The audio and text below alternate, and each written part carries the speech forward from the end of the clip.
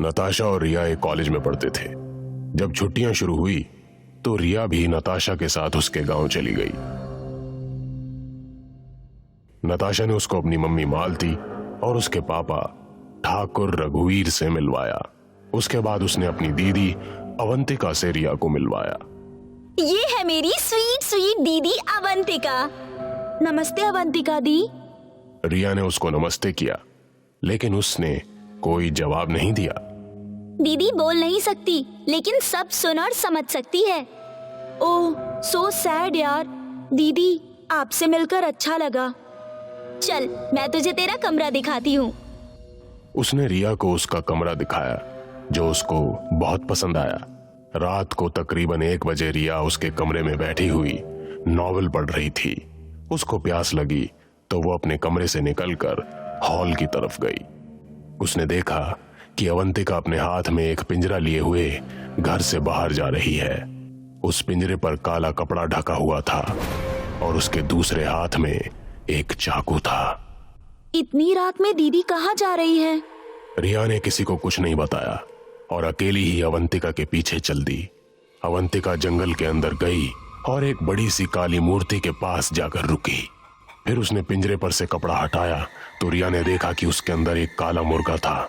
उसने मुर्गे को बाहर निकाला और उसको हवा में ऊपर उठाकर बोली, लका लका लका। एक जोरदार चाकू के हमले से उसने मुर्गे की गर्दन उड़ा दी। मुर्गे के धड़ से टपकता खून अवंतिका के मुंह पर गिर रहा था। ये मंजर देखकर रिया की चीख निकलने को हुई, लेकिन उसने अपने मुंह पर हाथ रख लिया। लका लका। अगले ही पल अवंतिका एक चुड़ैल बन गई और उसने रोड की तरफ देखा। एक बाइक वहां से गुजर रही थी जिस पर 2 लड़के जा रहे थे। अवंतिका हवा में उड़ी और तेजी से उनके सामने आ गई। लका लका। वो भयानक आवाज करती हुई उन दोनों पर झपटी। उसने अपने हाथ में पकड़ा चाकू एक एक करके दोनों के मुंह में डाला और उनकी जुबान काट दी। ये देख रिया को कपकपी सी लग गई। फिर अवंतिका ने अपने दोनों पंजे उन दोनों के सीने में घुसेड़ दिए और उन दोनों की वहीं मौत हो गई। जब रिया की आंख खुली तो वो अपने कमरे में थी। तू रात को अकेली कहाँ भाग गई थी? एक लड़का छोड़कर गया है तुझे आज सुबह यहाँ। यार रात को तेरी दीदी। वो बोलते बोलते एकदम से रुक गई जब अवंतिका उसके सामने आई। पूरे दिन उसने कोशिश की, लेकिन नताशा को नहीं बता पाई। फिर रात को मौका देखकर वो नताशा से बोली, नताशा मुझे तुझे बहुत जरूरी बात बतानी है। तभी मालती की चीख गूंजी और दोनों वहां से भागकर हॉल में पहुंची। ठाकुर साहब हवा में उल्टे लटके हुए थे। मालती जमीन पर अपनी सुध-बुध खोई बैठी थी और उसके ठीक सामने अवंतिका बैठी हुई थी। उसने काले कपड़े पहने हुए थे और बाल खुले हुए थे। ये सब क्या हो रहा है? दीदी आप? कहते हुए वो अवंतिका की तरफ बढ़ी, लेकिन जैसे ही अवंतिका ने उसकी तरफ देखा, रिया और नताशा दोनों को एक झटका सा लगा और वो दीवार से जा टकराई। ठाकुर साहब अभी भी हवा में थे और चिल्ला रहे थे। नताशा को कुछ भी समझ नहीं आ रहा था। पापा ये सब क्या है? लका लका। ऐसा कहते हुए अवंतिका ने मालती के मुंह पर चाकू मारा और उसकी जुबान मुंह से अलग कर दी। लका लका। हाँ अब मेरी आवाज वापस आ गई है। हाँ, हाँ। दीदी आपने माँ को क्यों मारा? क्यों उनकी जुबान काटी? और आपकी आवाज कैसे वापस आई? मुझे कुछ समझ नहीं आ रहा। मैं तुम्हारी दीदी नहीं हूँ। तुमसे तुम्हारे माँ बाप ने झूठ बोला था। मैं यहाँ काम करने वाली एक नौकरानी की बेटी थी। तुम्हारी माँ गूंगी थी और तुम्हारे पापा चाहते थे कि उनकी आवाज वापस आ जाए। इलाज से ये संभव नहीं था, इसलिए इसने काले जादू का इस्तेमाल करना चाहा। इसने मेरी माँ को पैसे दिए और मेरी माँ ने मुझे पैसों में बेच दिया। उसके बाद इसने तांत्रिक के जरिए तुम्हारी माँ की आवाज लाने की विधि करवाई और मेरी जुबान कटवा दी। मेरी जुबान का कटना विधि का हिस्सा था। मैं गूंगी हो गई और तुम्हारी माँ की आवाज वापस आ गई। तब से इन्होंने मुझे गांव वालों को अपनी बेटी बताकर यहाँ रख लिया। मेरे पास भी कोई चारा नहीं था, इसलिए मैं यहाँ रुक गई।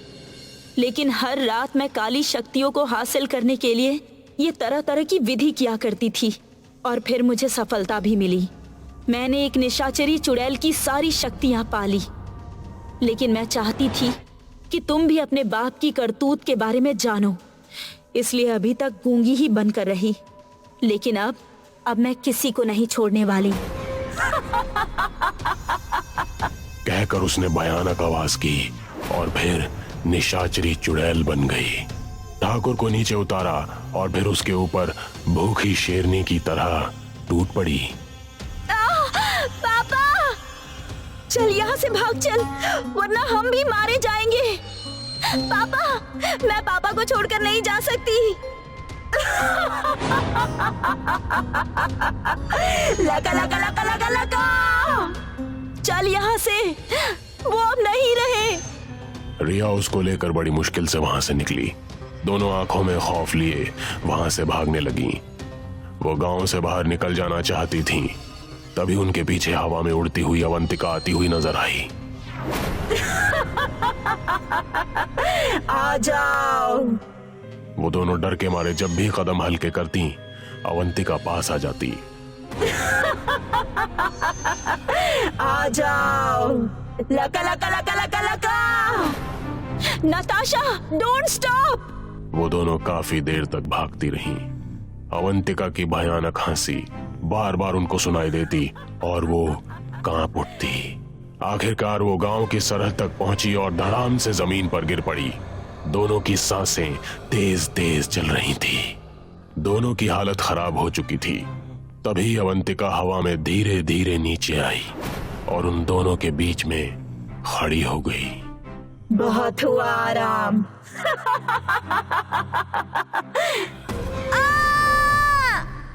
उसने नताशा का गला पकड़ा और उसकी गर्दन धड़ से अलग कर दी। उसकी टूटी गर्दन रिया के कदमों में जाकर गिरी। कहकर उसने रिया को उठा लिया और हवेली की तरफ उड़ा ले गई। लका लका लका लका लका।